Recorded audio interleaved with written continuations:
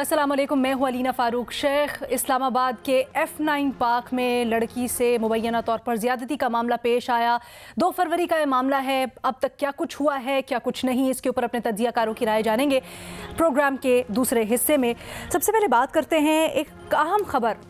बड़े दिनों से एक बिल से, एक मुजव्वज़ा बिल से मुतल्लिक गर्दिश कर रही है, उसको हमने डिस्कस करना है। तो जनाब, जो ख़बरें हैं उनके मुताबिक फ़ौज और अदलिया मुखालिफ बयान या उनको बदनाम करने के ख़िलाफ़ कानून में तरमीम करने का हुकूमत ने फ़ैसला किया है और ज़राए के मुताबिक सज़ा को बढ़ाने का ड्राफ्ट तैयार कर लिया गया है। इस सज़ा की मुद्दत क्या होगी, इससे मुतल्लिक मुख्तलिफ ज़राए मुख्तलिफ चीज़ें कोट कर रहे हैं, लेकिन हतमी तौर पर अभी कोई ड्राफ्ट सामने नहीं आया या डिटेल सामने नहीं आई, तो उसके ऊपर हम बात नहीं करते। लेकिन ये तो है कि इस तरह के एक ड्राफ्ट के ऊपर कि सज़ा सख्त की जाए और बढ़ाई जाए, बात हो रही है, क्योंकि आज वफाकी काबीना में भी एक ड्राफ्ट पेश किया गया, लेकिन इस मामले को काबीना ने मौखर कर दिया और वापस कमेटी को भिजवा दिया। खैर, हैरान कुन तौर पर ये पहली दफ़ा नहीं है कि इस तरह के जो कानून साजी है उसके ऊपर गौर किया जा रहा है। इससे पहले भी बड़ी दफ़ा हो चुका है। 2021 में पाकिस्तान तहरीक इंसाफ की हुकूमत थी और उन्होंने जो बिल पेश किया और उसमें सज़ाएँ प्रपोज़ की गई थी। अब इंटरेस्टिंगली उस वक्त जो अपोजिशन में थी जमातें, यानी पीपल्स पार्टी और नून लीग, वो अब हुकूमत में हैं, लेकिन जब उस वक्त अपोजिशन में थी तो मुखालफत करती थी इन बातों की, लेकिन अब हुकूमत में है तो ख़ुद इस तरह के बिल के ऊपर गौर कर रही हैं। और जो अपोजिशन में है उस वक्त की हुकूमत, यानी पाकिस्तान तहरीक इंसाफ, वो अब जो मौजूदा हुकूमत है उसकी मुजव्वज़ा बिल के ऊपर, उसकी मुजव्वज़ा कानून साजी के ऊपर तनकीद कर रहे हैं। तो अपने तज्ज़ियाकारों से यही सवाल कि हुकूमत में आते ही बिल की हिमायत यानी PDM और अपोजिशन में रहते मुखालफत, इसकी वजह है क्या और क्या होना चाहिए, इस पर गौर करेंगे। हमें ज्वाइन कर रहे हैं सुहेल वड़ाइद साहब, रीमा उमर साहिबा, सलीम साफ़ी साहब और इरशाद भट्टी साहब भी हमारे साथ मौजूद हैं। साफ़ी साहब, सबसे पहले आपकी राय जानना चाहूँगी। देखिए, इसमें कोई शक नहीं कि ख़ुसूसन सोशल मीडिया पे बाज़ औक़ात फ़ौज और अदलिया से मुतालिक जो ज़ुबान इस्तेमाल की जाती है तो उसका दुनिया में कहीं मिसाल नहीं मिलती। इसमें भी दो राय नहीं हो सकती कि हमारी आईन ने हमें इन दो इदारों पे तनकीद से मना किया है, लेकिन इस तरह की कानून साजी से पहले बहुत सारी इबहामात है, उन इबहामात को तो ख़त्म करना चाहिए ना। पहली बात तो ये है कि हम तौहीन की तो आप तारीफ़ क्लियर कर लेना कि तौहीन क्या चीज़ होती है। मसलन आर्टिकल 19 को आप देख लें, वहाँ पे लिखा गया है कि दोस्त ममालिक से मुतालिक आप बात नहीं करेंगे या उन पे तनकीद नहीं करेंगे। तो मैंने कई हुक्मरानों से, कई वज़रा से वक्तन फ़वक्तन पूछा है कि भाई आप मुझे बताएं कि अमेरिका हमारे दोस्त मुल्क की फ़हरिस्त में आता है या दुश्मन के फ़हरिस्त में आता है। तो इस तरह की बहुत सारी चीज़ें ख़ुद हमारे आईन में भी मुबहम है। या जो आर्टिकल 62-63 है, अब उसमें पारसा, मुत्तकी और फ़लाँ, जो फ़ैसला सिर्फ अल्लाह की ज़ात कर सकता है या सादिक और अमीन का, कोई इंसान किसी के बारे में क्या कर सकता है। तो पहली बात तो ये है कि आईन के अंदर इस तरह की इबहामात को भी दूर करना चाहिए। फिर एक और चीज़ कि क्या अगर मेरे लिए ये कदम लगाई जा रही है तो अदलिया का भी कुछ हदूद है ना। अब क्या साकिब निसार पे भी मैं तनकीद नहीं करूँगा, यानी साकिब निसार जैसे जज पे, अब मरहूम अरशद मलिक साहब, क्या उन पे भी मैं तनकीद नहीं करूँगा। या फिर हम देखते हैं कि एक ही जैसे केसेस में हमारी जुडिशरी की तरफ से बिल्कुल वो वाज़े होता है कि वो पॉलिटिकल डिसीजन कर रहे हैं या कहीं इंतज़ामिया का रोल ले रहे हैं, कहीं मुक़न्नना का रोल ले रहे हैं। तो क्या आईन फिर अदलिया को ये इजाज़त देता है? अच्छा, फिर हमने ख़ुद सुना है अदलिया के बाज़ जजेस से कि तौहीन कोई नहीं होती, अदलिया की अपनी इज़्ज़त ख़ुद कराई जाती है।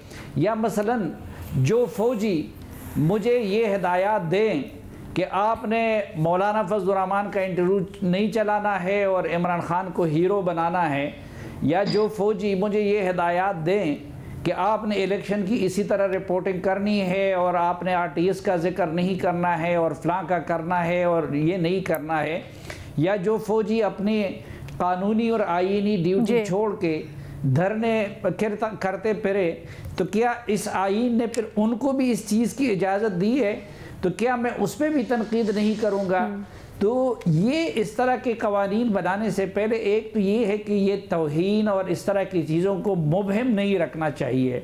दूसरा, उन इदारों को भी वाज़े तौर पर पाबंद कर देना चाहिए। अब मसलन अल्लाह मग़फ़िरत करे उनकी परवेज़ मुशर्रफ साहब की, उनके बारे में अदलिया ने एक फ़ैसला दिया और पूरे उनको आइन शिकनी का मुर्तकिब करार दे दिया, लेकिन अगले दिन अदलिया ने फिर उससे उलट फ़ैसला किया।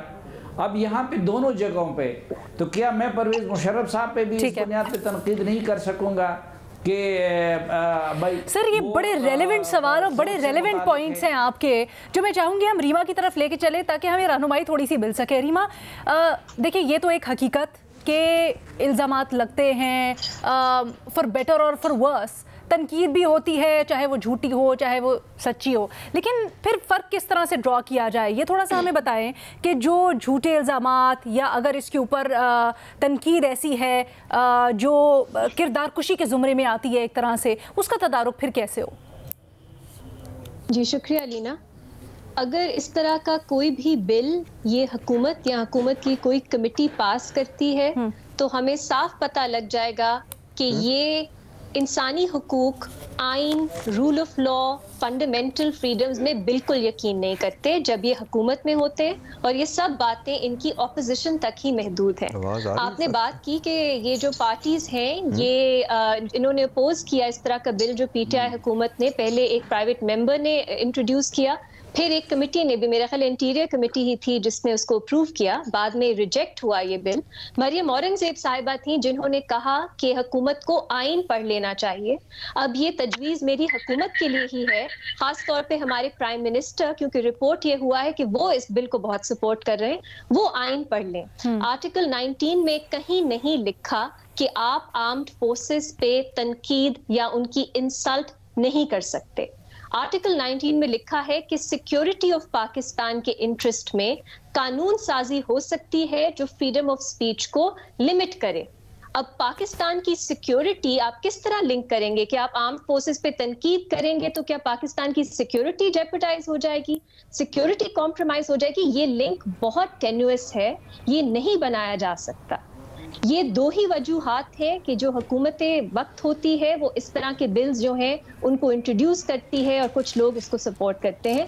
पहली ये कि हमारे कुछ हसास इदारे हैं, वो सच में लिटरली बहुत हसास है, वो तनकीद बर्दाश्त नहीं कर सकते और वो बार बार हुकूमत पे ये प्रेशर डालते हैं, दबाव डालते हैं कि आप इस तरह की कानून साजी करें। दूसरी, आपको आसान एक तरीकाकार मिल जाता है कि आप पॉलिटिकल परसिक्यूशन कर सकें। आप जो क्रिटिक्स हैं, जो ह्यूमन राइट्स एक्टिविस्ट हैं, जर्नलिस्ट हैं, उन पे परसिक्यूशन कर सकें। इसलिए हम देखते हैं कि ये बिल्स हर कुछ साल बाद ये इंट्रोड्यूस हो जाते हैं, इस पे बहस होती है। प्रॉब्लम ये है अलीना कि जो आर्म्ड फोर्सेस हैं वो इंडिविजुअल, वो एक शख्स नहीं है। अगर आप आर्म्ड फोर्सेस में किसी इंडिविजुअल पे तनकीद करते हैं, आपके डेफेमेशन लॉज मौजूद हैं, वो इस्तेमाल हो सकते हैं उसके खिलाफ। Armed forces overall does not deserve such protection. Defamation armed forces के लिए, जुडिशरी के लिए, नेशन के लिए, इस तरह की इंस्टीट्यूशंस, इदारों के लिए नहीं हो सकती। दुनिया भर में इस पे जूरिस्प्रूडेंस मौजूद है। क्यों वो पब्लिक पोस्ट है? इसको जरा वाज़ेह कीजिए। अलीना, इंसल्ट उसकी हो सकती है जिसकी, ये जो डेफेमेशन के कवानीन है इनके पीछे जो एक लॉजिक है वो ये है कि एक शख्स जो है उसकी रेप्यूटेशन होती है। अगर कोई झूठे इल्जाम लगा के उनकी रेप्यूटेशन है उसको टार्निश करता है, वो शख्स जो है वो उसके लिए डैमेजेस ले सकता है। अब आर्म्ड फोर्सेस एक इंस्टीट्यूशन है, मैं आर्म्ड फोर्सेस पे एक इल्जाम लगाऊं, it's very difficult to prove या डिसप्रूव इट। सेम बात आप कर सकते हैं अदलिया पे, आप इल्जाम लगाएं, मुश्किल है प्रूव या डिसप्रूव करना। मैं कहूँ हमारी आर्म्ड फोर्सेस जो है वो आइन तोड़ती हैं, अब मैं किस तरह प्रूव करने बैठूं, वो किस तरह डिसप्रूव हो, ये ओवरऑल एक बात होती है, डिस्कोर्स का हिस्सा होती है। इदारों पे तनकीद, चाहे वो इंसल्ट हो, वो ऑफेंसिव हो, उसकी इजाजत होनी चाहिए। लेकिन अगर मैं एक शख्स पे एक इल्जाम लगाती हूँ, अगर वो आर्म्ड फोर्सेस से ही जुड़े हैं, वो डेफेमेशन लॉज का इस्तेमाल कर सकते हैं। इसमें क्या इशू है? जो पीटीआई के बहुत से लोग हैं वो इस वक्त जनरल बाजवा पे अगर इल्जाम लगा रहे हैं, वो गलत इल्जाम है, तो वो डेफेमेशन लॉज का सहारा लें। सिमिलरली जुडिशरी के लिए ऑलरेडी हमारे पास कंटेम्प्ट के कवानीन मौजूद है, बहुत सख्त कवानीन मौजूद है, आपको फिर से कानून साजी करने की क्या जरूरत है? अच्छा, मुझे एक चीज वाज़ेह कीजिएगा, क्योंकि आपने वैसे पीटीआई की स्पेसिफिक एग्जांपल भी दी, ठीक है, आपने पीटीआई स्पेसिफिक एग्जांपल भी दी, लेकिन मैं इसको थोड़ा सा जनरलाइज कर लेती हूँ। हम सियासी डिस्कोर्स में बड़ी आजकल इस तरह के इल्जामात सुनते हैं, कभी सर्विंग आर्मी चीफ से मुतल्लिक, यहाँ तक हुआ कि सर्विंग DGISI को आना पड़ा, वजाहत देनी पड़ी अपनी तरफ से, अपनी वजाहत, अपनी इदारे की वजाहत। तो ऐसे में क्या हो, क्या हाजिर सर्विस जो ओहदेदार है वो आके इंस्टीट्यूशन का डेफेमेशन कर सकता है सूट?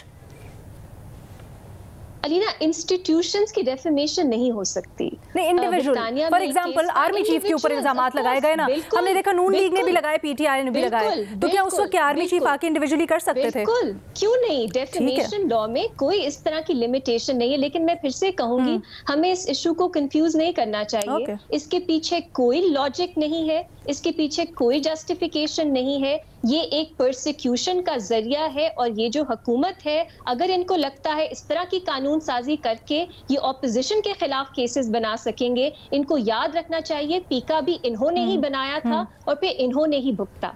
इस तरह की कानून साजी जो करता है शॉर्ट साइटेड, अपने ऑब्जेक्टिव सामने रख के, बाद में वही परसिक्यूशन और विक्टिम्स भी उसी का बनता है। तो मेरा ख्याल है हम सबको विदाउट कंफ्यूजिंग द इशू इसको बिल्कुल कंडेम करना चाहिए, अपोज करना चाहिए। मैंने सुना है कैबिनेट में बहुत ऑपोजिशन हुई इसकी, लेकिन मुझे उम्मीद है कि ये यहीं पे it dies it's natural death और ये आगे national assembly. Reema, point noted और आपने बड़ी अच्छी तरीके से उसको एक्सप्लेन भी किया, साफी साहब ने भी किया, लेकिन अगेन हम बड़ी दफ़ा ये सवाल उठाते हैं कि जी हतक हो रही है मुख्तलिफ शख्सियात की, मुख्तलिफ इदारों की, तो इसके ऊपर मैं जानना चाह रही थी कि अगर ऐसा हो तो फिर उस सिलसिले में क्या रेमेडीज़ मौजूद है। बट उसको बड़ी अच्छी तरह से हमारे तजियाकारों ने एक्सप्लेन किया। एक छोटी सी ब्रेक लेते हैं, इरशाद भट्टी साहब और सोहेल वड़ायत साहब की क्या राय है, एक ब्रेक के बाद जानिए।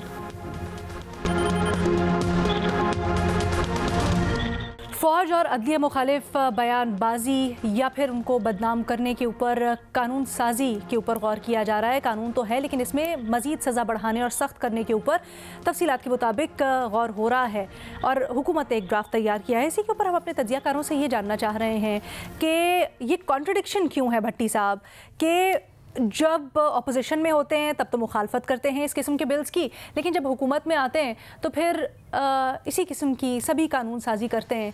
अब तो तमाम पार्टीज़ इसी सफ़ में। जी मैडम शेख, ये तज़ाद इसलिए है कि सियासत झूठ हो चुकी है, सियासत मुनाफ़कत हो चुकी है और हमने सुना था कि सियासत के जिस्म में दिल नहीं होता। अब देख रहे हैं कि सियासत की आंखों में हया भी नहीं है और इक़्तिदार में होते हैं तो हमारे सियासतदानों के चेहरे और होते हैं और अगर अपोजिशन में होते हैं तो हमारे सियासतदानों के चेहरे और होते हैं। 2-3 मिसालें देता हूँ। मुशर्रफ साहब ने मार्शल लॉ लगाया, बेनज़ीर भुट्टो साहबा ने वेलकम किया, आइन तोड़ने को बेनज़ीर भुट्टो साहबा ने वेलकम किया। और जरदारी साहब ने डीलें फरमाई, बेनज़ीर भुट्टो साहब ने डीलें फरमाई, नवाज शरीफ साहब ने डील फरमाई, दोनों ने NRO लिया, दोनों ने उनसे हलफ लिया, दोनों ने सदर माना और फिर कल सेनेट में वो दुआए मगफरत भी कराने के हक़ में नहीं थे। यानी बीबी ने जब वेलकम किया रज़ा रब्बानी साहब नहीं बोले, बीबी ने जब डील की रज़ा रब्बानी साहब नहीं बोले, जरदारी साहब जब डील फरमा रहे थे रज़ा रब्बानी नहीं बोले, NRO जब ले रहे थे रज़ा रब्बानी नहीं बोले, कल बोल रहे थे। अच्छा आगे आ जाए, जनरल बाजवा साहब, इमरान खान साहब के आने की सबसे बड़ी वजह जनरल बाजवा साहब और PDM के आने की सबसे बड़ी वजह जनरल बाजवा साहब, और दोनों ने एक्सटेंशन दी, दोनों आज उनके खिलाफ हैं और बयानिए उनके खिलाफ चलाई जा रहे हैं। आगे आ जाएं, अपोजिशन जो जब ये अपोजिशन में होते हैं तो इनको आज़ादी इजहार राय बड़ी मुकद्दम लगती है, साफ़ियों के हकूक़, इंसानी हकूक़, मजबूत सहाफ़त, आज़ाद जमहूरियत और मजबूत सहाफ़त, मजबूत जमहूरियत। लेकिन इक़्तिदार में जब आते हैं मुस्लिम लीग तो पीका आर्डिनेंस बना लेते हैं और इमरान खान साहब मुखालफत करते हैं। जब इमरान खान साहब इक़्तिदार में आते हैं तो पीका आर्डिनेंस नाफिज करने की कोशिश करते हैं और PDM मुखालफत करती है। अच्छा आगे आ जाइए कि अब ये आज मिसाल के तौर पे आज ये जो आपका है फौज और अदलिया को बदनाम करने पर कानून साजी है। ये कल इमरान खान साहब भी बना रहे थे, उन पे भी मुसवदा था, फरोग नसीम साहब लेके फिर रहे थे।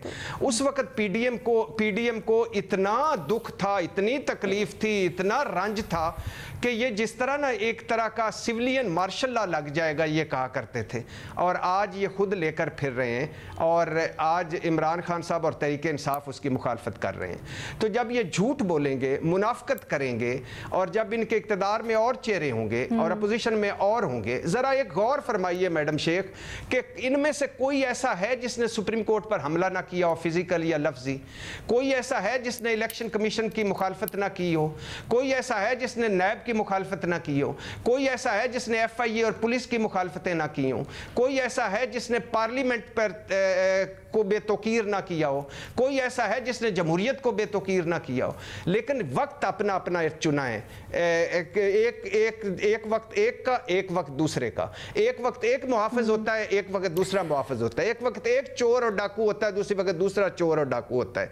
तो ये मुनाफकत करते हैं, झूठ बोलते हैं, इसकी सिंपल और सादा वजह ये है। भट्टी साहब क्या समझते हैं, जैसे अभी एक यहाँ पर राय आई, तजवीज़ आई कि इदारों को लचक दिखानी चाहिए अगर इस तरह की तनकीद होती भी है उनके ऊपर, तो आप समझते हैं कि ये दुरुस्त तजवीज़ है?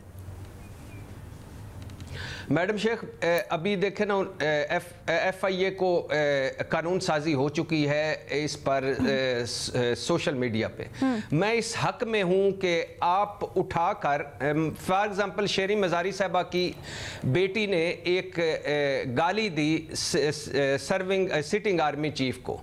अब आप उठकर धड़ाधड़ आप उठकर इल्ज़ामात लगाएं, धड़ाधड़ बोतान तराशी करें, धड़ाधड़ कोई रेड लाइन तो होनी चाहिए ना। अगर इमरान खान साहब और तहरीक इंसाफ की रेड लाइन है, अगर नवाज शरीफ साहब और मरीम नवाज साहबा की रेड लाइन है, अगर पीपल्स पार्टी के बिलावल भुट्टो की तौहीन हो सकती है और मुकदमा हो सकता है, तो इलेक्शन कमीशन की भी रेड लाइन होनी चाहिए, जुडिशरी की भी रेड लाइन होनी चाहिए, फौज की भी रेड लाइन होनी चाहिए।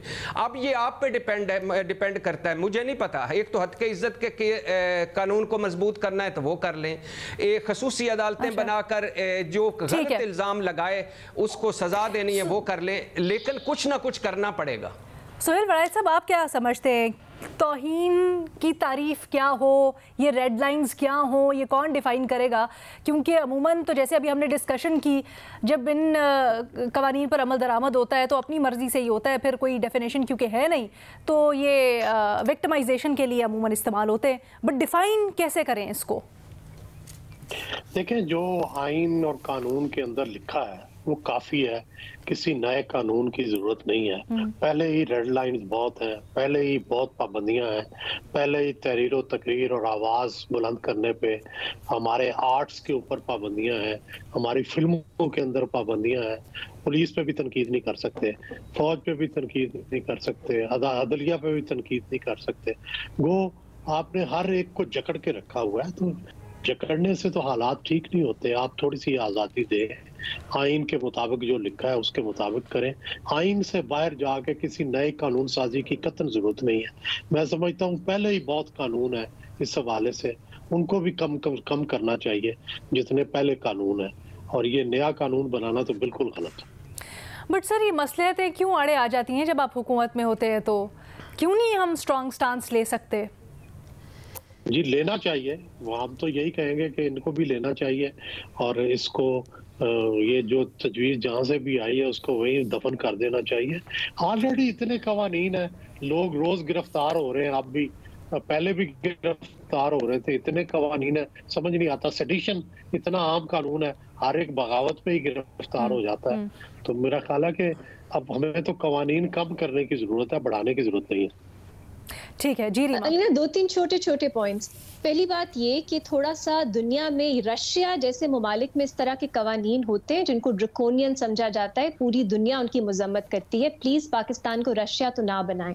दूसरी बात, मुल्क के जो बेहतर ममालिक हैं उनकी जूरिस्प्रूडेंस देख लें।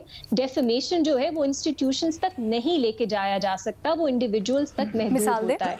तीसरी मिसाल यही है, यूके के एग्जाम्पल देते, वहां पे इस पे बहुत एस्टैब्लिश जूरिस्प्रूडेंस है। है। तीसरी बात ये कि हमारे मुल्क में भी जब पीका ऑर्डिनेंस में तरमीम और पीका में तरमीम पीटीआई ला रही थी, इस्लामाबाद हाई कोर्ट ने उसको स्ट्राइक डाउन कर दिया। वो जजमेंट, वो फैसला ही पढ़ लें कि आप इस तरह का कानून लाएंगे तो क्या अदालतें उसको अपहोल्ड करेंगी? मेरा नहीं ख्याल। तो ओवरऑल हमारे मुल्क में ये जो इंस्टीट्यूशंस है, इनका एक सेक्रेड काउ वाला एक स्टेटस है।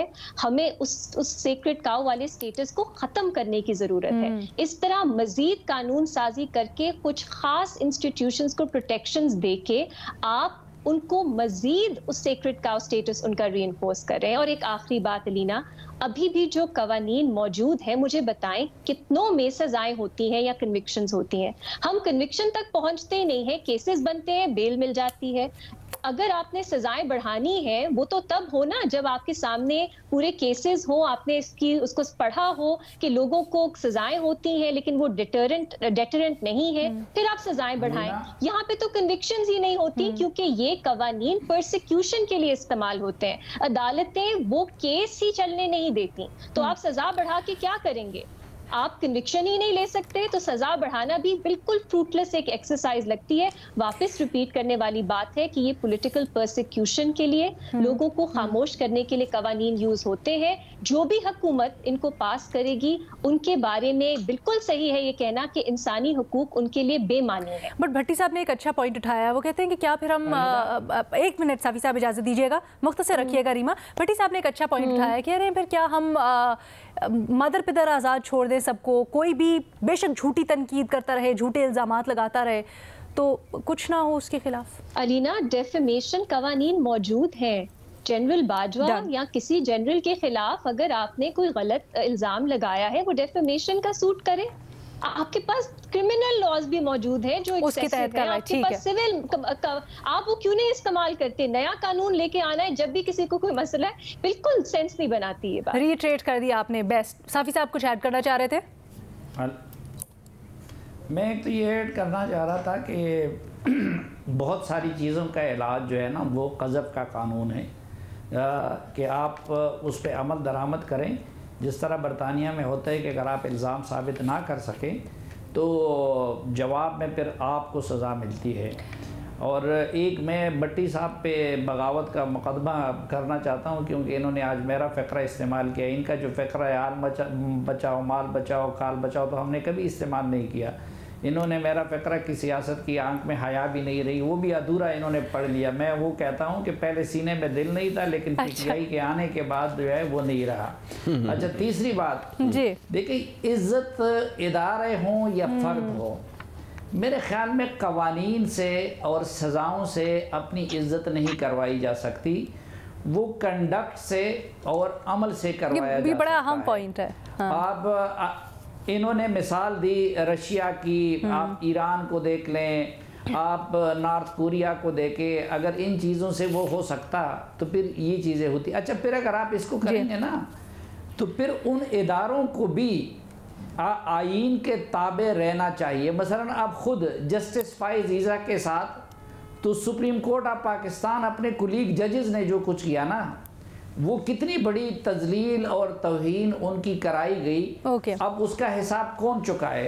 और उस हिसाब में भी आप कहें कि उस पर तनकीद ना कीजिए। फिर अगर आप ये कुलिया इस्तेमाल करते हैं तो देखें इस एक्ट के तहत पहले तो नवाज शरीफ, जरदारी, मौलाना, ये सब अंदर होंगे क्योंकि भाई उन्होंने ये इल्ज़ाम लगाया था कि जनरल बाजवा ने उनकी हुकूमत गिराई और उनकी इलेक्शन चुराई है। फिर इमरान खान साहब भी पहले दिन अंदर होंगे क्योंकि वो ये इल्ज़ाम लगाते हैं कि जी उनकी हुकूमत गिराई गई। अच्छा, ख़ुद उधर से भी एतराफ़ होता है कि जी हाँ हमने सियासत में मुदाखलत की। तो अब उस सूरत में भी जब उधर से हमें एतराफ़ मिले और हमें सबूत भी मिले तो उस सूरत में भी हम तनकीद ना करें। वो फिर ये होना चाहिए कि उन इदारों को भी उनके आईनी रोल तक महदूद कर दिया जाए। बड़ी अहम बात कह रहे हैं आप, बड़ी अहम बात कह रहे हैं सलीम साफ़ी साहब। और इसके ऊपर मैं यहाँ पर जो एक राय आई उसको दोहराना चाहूँगी कि शायद इस तरह के माहौल में फिर थोड़ा सा इदारों को भी लचक दिखानी चाहिए। अगर इस तरह की बात हो रही है तो उसके ऊपर अपने कॉन्डक्ट से अपनी इज़्ज़त करवाएं। ना कि इस तरह की कानून साजी हमारे सियासतदान करके तो फिर उसको पॉलिटिकल विक्टिमाइजेशन के लिए इस्तेमाल किया जाए। एक छोटी सी ब्रेक लेते हैं, दूसरे सवाल के साथ वापस आएंगे।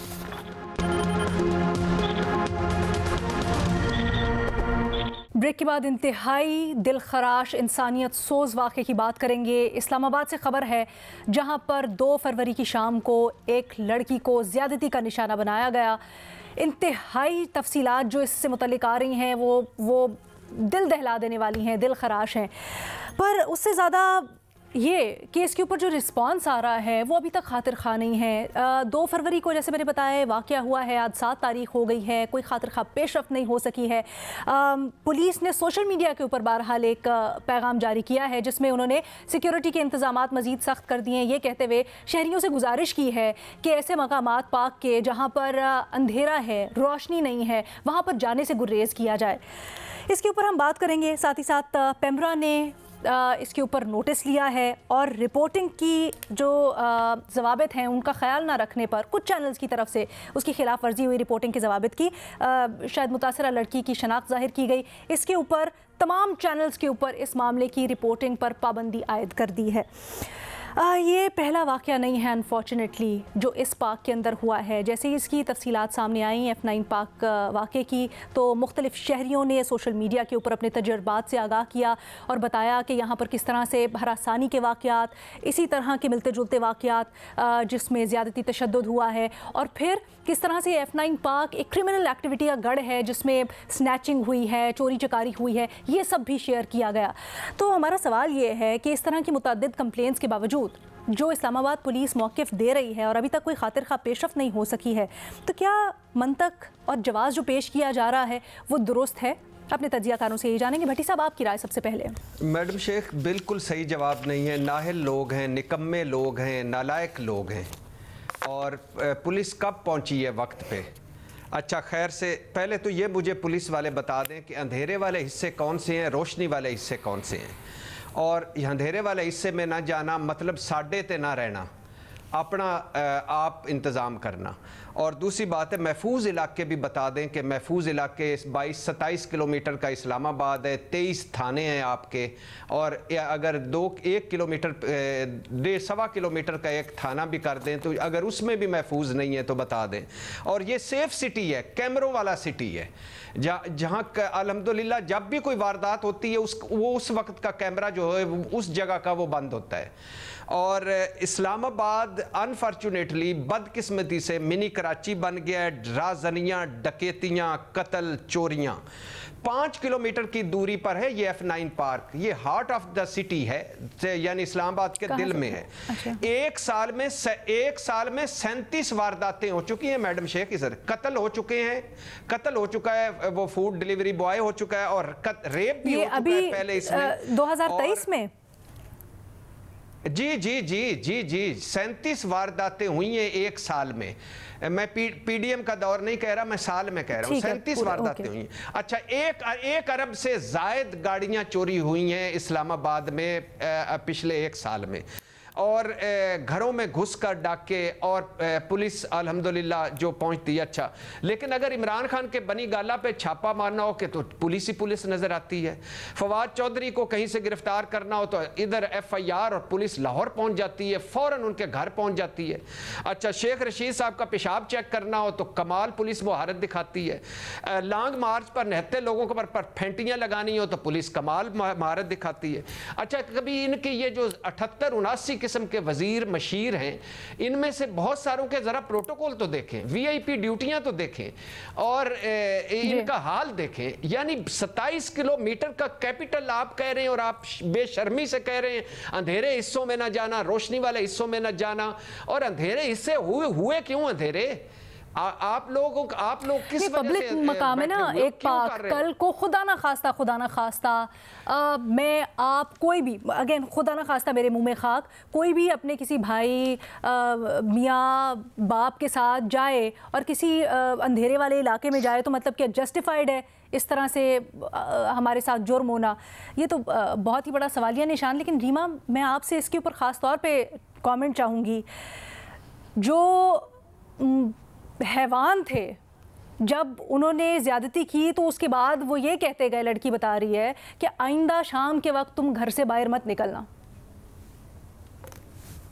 अलीना, हैवान तो नहीं थे, अफसोस ये है कि वो इंसान थे। और पाकिस्तान में जिनसी तशद्दुद के बहुत से केसेस होते हैं, वाक़यात अक्सर रिपोर्ट नहीं होते, लेकिन ये एक जेन्युइन मसला है हमारे मुल्क का कि जिनसी ज़्यादती होती है, ख़ास तौर पे लड़कियों, ख़वातीन के साथ होती है, बच्चों के साथ होती है, मर्दों के साथ भी होती है।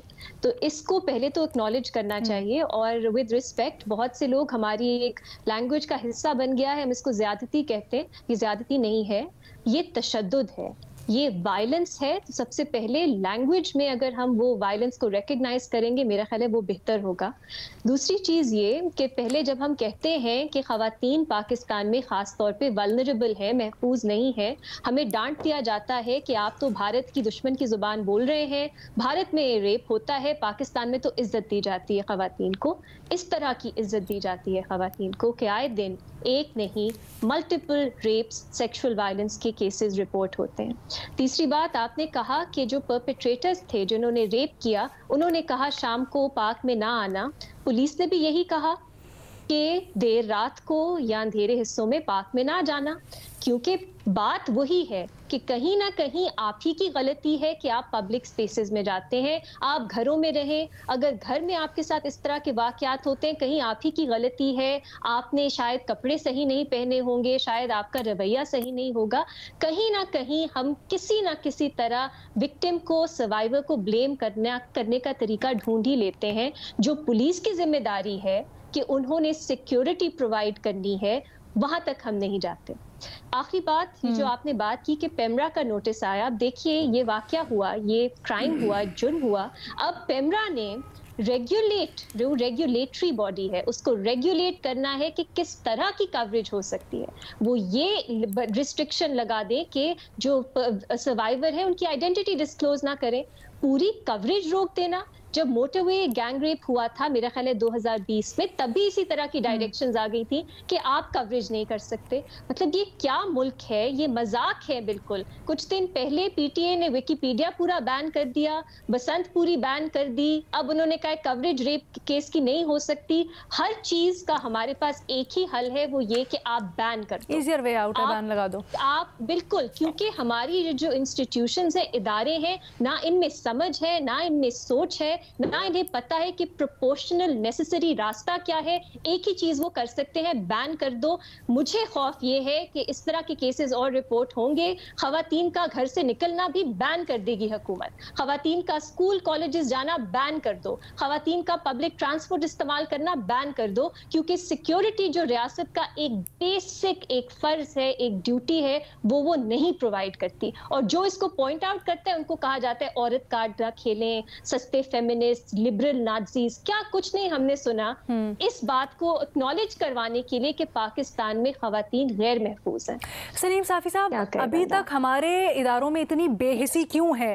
ये बड़ा रेलेवेंट इक्विवेलेंस ड्रॉ किया है, अगर आप मुझे इजाज़त दें तो, ये कहने की कि जो मुजरिमान हैं वो भी यही कह के गए भाई तुम इस वक्त रात को ना निकलना, और पुलिस भी यही कह रही है कि भाई आप रात को या बगैर रोशनी वाले अंधेरे वाले मकामात पे ना निकलें। नहीं, पुलिस की अगर ये बात है तो ये तो बिल्कुल गलत है, और पुलिस ज़िम्मेदार है, इस्लामाबाद ज़िम्मेदार, इंतज़ामिया ज़िम्मेदार है। इंतहाई काबिल मज़म्मत वाक़या है, शर्मनाक वाक़या है। दिन हो, रात हो, अंधेरे वाली जगह हो, रोशनी वाली जगह हो, वहाँ पे आवाम के जान माल और इज़्ज़त को तहफ़्फ़ुज़ देना वो पुलिस और लॉ इन्फोर्सिंग इदारों की ज़िम्मेदारी है। और हर गली में है, हर मोहल्ले में है, हर शहर में है, और इस्लामाबाद में तो ख़ुसूसियत के साथ है उनकी ज़िम्मेदारी। लेकिन बदकिस्मती ये है कि एक तो हम बैसित मुआशरा अखलाकी इन्हितात के भी शिकार हैं। दूसरी बात आप देखें कि ये इस्लामाबाद वैसे तो ज़ालिमों का शहर है, जो ताकत वाले लोग होते हैं और हुक्मरान होते हैं, लेकिन इसके बासी बड़े मज़लूम भी है। मसलन आप देखें कि पिछले सालों में इस्लामाबाद की आबादी वो कई लाख बढ़ गई है, लेकिन पुलिस वही की वही थी, इस वक्त अभी इस हुकूमत ने ये 1600 भर्तियाँ करा दी, लेकिन इस वक्त भी जो जितना आबादी के हिसाब से पुलिस फोर्स होनी चाहिए वो अब भी बहुत कम है। अच्छा, ये जो रियासत मदीना के इतने अरसे हुकूमत रही, आपने देखा कि दूसरों के जानो माल को तहफ़्फ़ुज़ देने वाले एक एसपी थे ताहिर दावड़, वो इस इस्लामाबाद से अगवा किए गए और फिर उनकी लाश वहाँ से बरामद हुई। और आपको याद होगा कि उस वक़्त के अमीरुल मोमिनीन इमरान ख़ान साहब ने बुलाया था उनके बच्चों को कि मैं आपको इंसाफ दूंगा, और शहरयार अफरीदी ने भी असम्बली के फ्लोर पे बड़े कस्बे काई थी। आज तक कोई उसकी इंक्वायरी किसी ने देखी कि वो ताहिर दावड़ को किसने मारा और क्या हुआ क्या नहीं हुआ? इसी तरह मसलन इमरान ख़ान की हुकूमत में मेरे घर में लोगों ने घुसने की कोशिश की, उसमें मेरा सिक्योरिटी गार्ड उसने बहादुरी दिखाई और वो ख़ुद भी उसको गोलियां लगी, ज़ख्मी हो गया, लेकिन शुक्र है उसने घर की इज़्ज़त का वो ख्याल रखा। उसकी FIR उस वक़्त दर्ज हुई। इमरान ख़ान की हुकूमत ख़त्म भी हुई, आज तक मुझे पता नहीं चला कि उसके ज़िम्मेदार वो कौन थे। तो ये सारी चीज़ें भी अच्छा। फिर यहाँ पे आप देखें कि लाहौर के सिवा पाकिस्तान में कहीं पे भी रियल टर्म्स में सेफ सिटी नहीं है। ठीक है। यहाँ पे जो रहमान मलिक मरहूम ने पीपल्स पार्टी की हुकूमत में चंद कैमरे लगाए थे, अब 100-150 का कैमरों का इजाफा इस दौर में हुआ। आपने उस रोज पेशावर में भी देखा कि BRT तो बना रहे हैं लेकिन सेफ सिटी नहीं है। इस्लामाबाद में भी हमने मेट्रो बना दिया लेकिन सेफ सिटी नहीं है, जिसकी बड़ी वो अशद ज़रूरत होती है। तो ये चीज़ें भी मद्देनज़र रखनी चाहिए कि भाई क्या हम पुलिस को वो वसाइल दे रहे हैं जो उनको रिक्वायर्ड है, या वो इख्तियार दे रहे हैं। हम रिक्रिएशनल स्पॉट्स तो बना रहे हैं, फैसिलिटीज़ तो बना रहे हैं, चीज़ें तो बना रहे हैं, लेकिन वहाँ पर सिक्योरिटी के क्या इंतजाम हैं, उसके ऊपर भी बहुत बड़ा सवालिया निशान। सुहेल वड़ैत साहब, आपकी इसके ऊपर क्या राय है? देखें जी, बुनियादी बात तो यह है कि ये वाकया बड़ा कंडेम्नेबल है, और जो रीमा साहबा ने कहा है बिल्कुल मैं उनके आर्गूमेंट से 100% इत्तेफाक करता हूँ। हमारे यहाँ यही रिवाज है कि विक्टिम कोई जो है कसूरवार ठहराया जाता है, वो अंधेरे को कसूरवार ठहराया जाता है, लड़की के बाहर निकलने को कसूरवार ठहराया जाता है, बजाय इसके कि उन जालिमों ताकतवरों और उन जो गुंडे थे जिन्होंने ये काम किया है उनकी हरकत का नोटिस लिया जाता और उनको रोकने से, उनको फिरने से वहां मना किया जाए पार्क के अंदर। किस तरह शहर के बीचों बीच एक पार्क के अंदर ये वाकया हो गया, मैं तो हैरान हूँ। और किस तरह से ये वाकया हजम भी हो रहा है, और इतने दिन हो गए और अभी तक वो पकड़े भी नहीं गए। तो मेरा ख्याल है F9 पार्क के गेट्स जो हैं उनके ऊपर तो कैमरे होंगे, उसको ट्रेस करना चाहिए।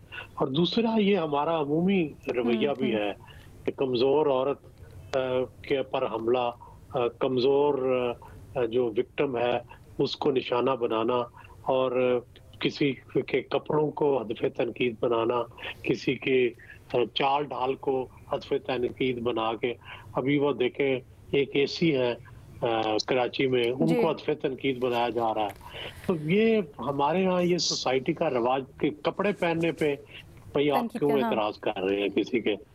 तो ये चीजें जाहिर है ये खत्म होनी चाहिए एक महज़ब जमहूरी मुआशरे में। सर, आप शहर के बीचों बीच कहते हैं, थोड़ा मैं यहाँ पर ये भी वजाहत कर दूँ, गो कि ये जस्टिफाइड नहीं है कि इस पार्क के बारे में कहा जाता है, हमारे इस्लामाबाद के जो तज्जियाकार बैठे हैं बेहतर इसको एक्सप्लेन करेंगे कि 3 इसकी जो एंट्रेंसेस हैं 3 तरफ से, तो ये शहर के अंदर है, एक तरफ इसकी जंगल की तरफ लगती है जहाँ पर थोड़ा सा अंधेरा भी है, लेकिन हैविंग सेड दैट अगर इस तरह के मामलात भी हैं तो यहाँ पर, और फिर वाक़यात पहले भी रिपोर्ट हुए, तो यहाँ पर सिक्योरिटी होनी चाहिए थी, यहाँ पर ज़्यादा सिक्योरिटी को बीफ अप किया जाना चाहिए था ताकि ऐसे मामलात हो ही ना।